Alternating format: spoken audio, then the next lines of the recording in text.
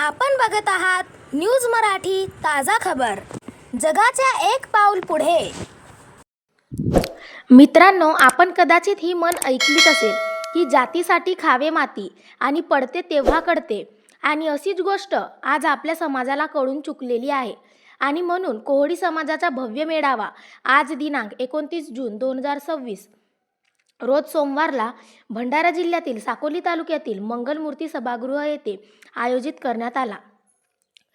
ह्यापूर्वी अनेक समाजाने कुणबी समाजाचा मेळावा, माळी समाजाचा मेळावा, तेली समाजाचा मेळावा असे अनेक मेळावे अनेक समाजाने भरवले.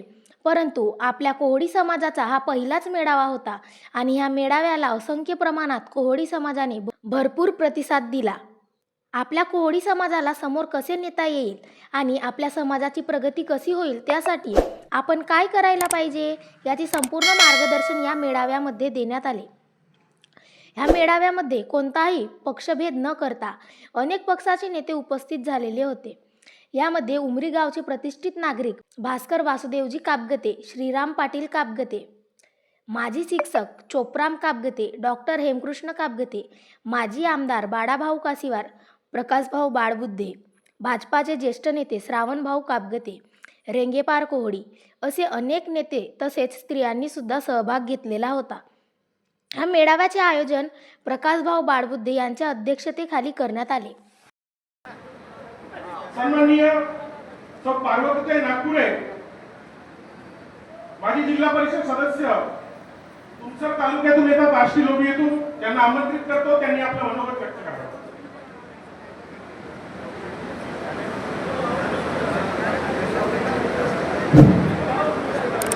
प्रथम जय कोहडी, जय समाज.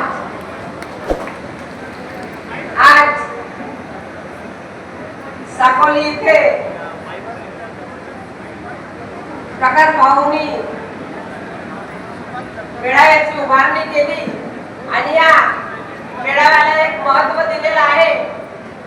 कोहडी समाज भव्य मेळावा. या भव्य मेळाव्याला उपस्थित मंचकावरील सर्व मान्यवर मंडळी, कोहडी विकास मंचाचे पदाधिकारी आणि उपस्थित माझे कोहडी बांधव आणि भगिनी, आज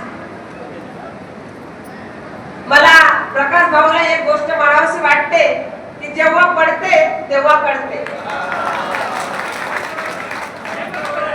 आणि अन्याय प्रत्येकावर होतो. प्रकाश भाऊच्या आधी माझ्यावर अन्याय झाला. मी कोहडी समाजाची आहे आणि मी स्वतःला धन्य समजते आणि तुम्ही पण समजा की मी कोहडी समाजासारख्या सुसंस्कृत समाजामध्ये जन्माला आली. कारण आपल्या समाजाची परंपरा आणि संस्कृती ही प्रेमळ आहे. आपण शेतकरी आहोत पण इतर समाजाशी आपण जुडलेलो आहोत. आधीच्या काळामध्ये आपले आयकरी होते, धोबी, सुतार, शिंपी, लोहार. आपण त्यांना धान देत होतो, आपण त्यांना दानीचे बनत होतो. अशी आपली परंपरा आहे. आणि आपण पाटील गरीबही असेल तरी तो आपल्या घरी संध्येला दिवा लावतो. महिला बाल कल्याण सभापतीचं पद दिलं होतं, त्याच्यामध्ये 27 पैकी आमचा एक मत फुटला. तिथे मी रेखाताई भाजीपाली सोबत तासवर हरली. तिथे चला माझ्या नशिबात राजयोग नसेल पण महिला बाल कल्याण समितीची सदस्य आणि स्टँडिंग कमिटीची सदस्य मी 5 वर्ष राहिले. शेवटी काय लोटत गेला. नाना भाऊ अपक्ष उभे झाले, टोपली निशाण खासदारकीसाठी आणि माझ्या विभागामध्ये आले आणि माझ्या गावामध्ये प्रेमचंदजी गौपालेच्या घरी त्यांनी मीटिंग घेतली आणि मला बोलावलं की पार्वताबाई नागपुरे यांना बोलवा. गेली. मी नमस्कार घेतला. नाना भाऊ बोलले, बसा नागपुरे बाई. बरं पहा, मी अपक्ष आहे, माझ्या टोपली निशाण आहे, मदत करा. मी त्यावेळेस त्यांना सांगितलं, नाना भाऊ तुम्हाला 52 सदस्यांपैकी एक कोहडीन बाई चालली नाही, आता कोहड्यांचे मत चालतील का? ह्या भाषेत मी त्यांना उत्तर दिले. समाजाचा तर ते शेवटी आपण आपल्या माणसाला कसं समोर न्यायचं याचं चिंतन सगळ्यांनी करण्याची गरज आहे.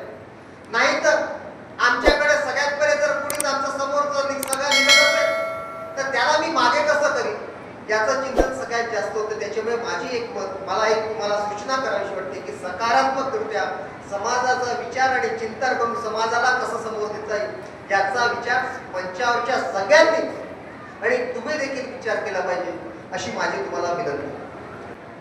मी तेली समाजाला याच्यासाठी दिली की कोळी आणि तेली समाजाची कुठेतरी साडगाव घालावी आणि त्याच्या तेल्याच्या मागे कोळी आहे हे समोरच्या दुसऱ्याच मोठ्या समाजाला समजायला यावं म्हणून मी त्या दूरदृष्टी घेऊन केलं की समोर चालून आमच्यावर येणार नाही की आमच्या तेल्याला तिकीट मिळाली तर कोहळ्यांनी विरोध केला म्हणून जो ठपका आपल्यावर ठेवला होता शिवराम गिरिपुंजींच्या वेळेस तो ठपका पुसायचं काम मी माझं सर्वस्व पणाला लावून करायचा प्रयत्न केला आणि त्यामुळे आपण देखील याचं चिंतन केलं पाहिजे. पुष्कळशा वक्त्यांनी सांगितलेली मी सांगतो डॉक्टर साहेब तुमचे उपकार आहे त्या समाजावर अत्यंत उपकार आहे तुमचे इंदिरांचे दयाराम कामत त्यांचे की ज्यावेळेस आम्ही ओपन मध्ये होते त्यावेळेस ओबीसी मध्ये आणायचं काम तुम्ही केलं आणि त्याबद्दल मी तुम्हाला तिघांना मनापासून धन्यवाद देतो.